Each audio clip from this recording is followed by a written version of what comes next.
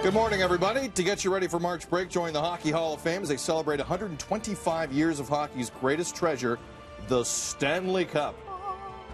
Thank you, Dina. You're welcome. The Hockey Hall of Fame opens extended hours over March break so your kids won't drive you nuts from March 10th to 18th.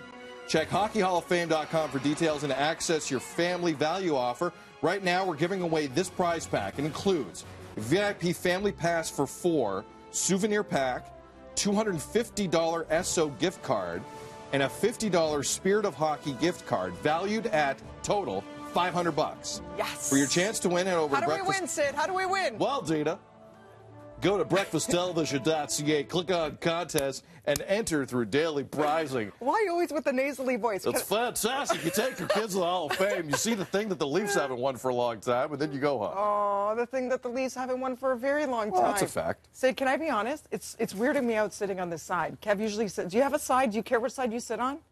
This is probably not my best. No, I'm serious. Can we switch? Let's switch. This is really bothering you, isn't it? I feel weird. Like, not only is there the time change thing, right, Barb? I'm like, it feels Don't weird. look at Barb for this. Keep Barb out of it. No, I don't even know if I have issue. a side. To me, it's I usually sit on this side, so Sorry, I feel Barb. like, you know when you have your dining room table, and it's a company comes over, and you let them have the good view, right? So then you're like, I feel weirded out, because I'm used to, like, looking at the kitchen instead of being on the side of the window. Let's just switch. Can we just switch? You do have seniority on me. Just say you want that side of the couch. No, if it's you prefer, fine. It's weirding me out being on the Kev side.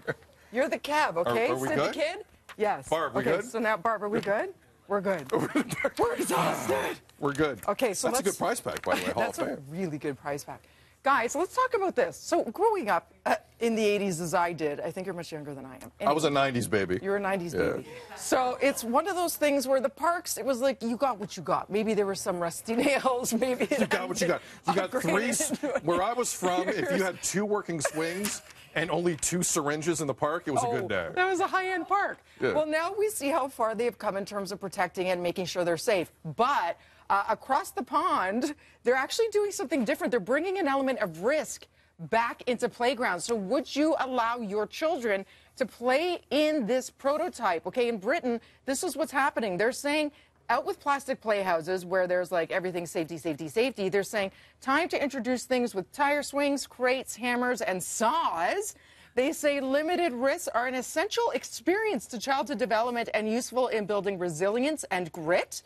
And explore controlled risk that it's been carefully designed. It's controlled. I don't know what These kids are having so much fun in a lot of garbage. Guys. Look at how much fun they're having throwing logs at their friends. All I see is splinters. Splinter City with the wood. On the one hand, Dina, now I don't have kids, but I'm not against, letting them rough it for a little bit. But I also don't want the Hunger Games to break out.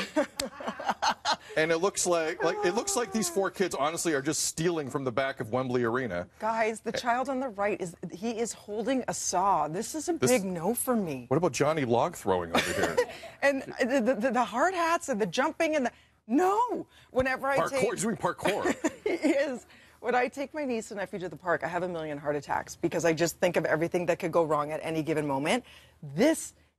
Parents write in, Janina, you're a mom of 2. Is this a nightmare for you? A nightmare-inducing situation to say, hey, kids, I know there's a lot of logs and parkouring and saws, but have at it and make sure you take calculated risk while playing with Aunt Dina gets blamed if something happens to the kids. I do have a problem with not letting your kids take risks because we're creating a generation of little kids, older kids who are afraid of everything, and they don't, if you hit your head on something once, you're probably not going to do it again. Or if Johnny tries to saw your arm off once, he's not going to try and do it again if it hurts you. No, I'm kidding. But I'm just saying, I think there has to be some controlled risk, or else you're raising a bunch of babies who don't know how to just figure things out for themselves. But holding always an have to actual run to mom and dad for answers. Holding an Maybe no actual sauce. No, but like when we were on the... I was in the ravine. We played in the ravine when I was a kid. And things happen in the ravine. Right. But if something bad happened in the ravine, you learn from it. Like, we used to jump off our swing at the highest point. Yeah. Like, it would get... we weren't the only ones doing this. We'd go and... We'd catapult, and let's just say once it happened and it didn't go well, so I didn't do it again. But I learned that on my own, right? I was allowed to make that mistake and suffer a concussion at the age of 8. But I didn't do that again after that. See, this is why... And I think there's good things about that. I disagree. This is why I don't have children. I'm having a million heart attacks just listening to the story. Adam Wilde, I feel, as an only child, perhaps tested the limits at times. Adam, did you, as a child, catapult yourself off swings, as our own Sid did, while at the park? Well, I don't think you have a childhood, Dina, if you don't do that. You have to do that. But my mom would have been really happy if I went to work in a helmet. Or went to school in a helmet. She'd be happy if I went to work in a helmet, too. Especially today. But we've already talked about this. You and I have the biggest size craniums that we know of. So it's hard to find a helmet that fits our big heads. It is. Actually, I've got the same hockey helmet that I had from when I was 16. It's a Nike one because they don't make them in that size anymore. My head is that big. I believe it. Please be safe today. Yeah. Okay?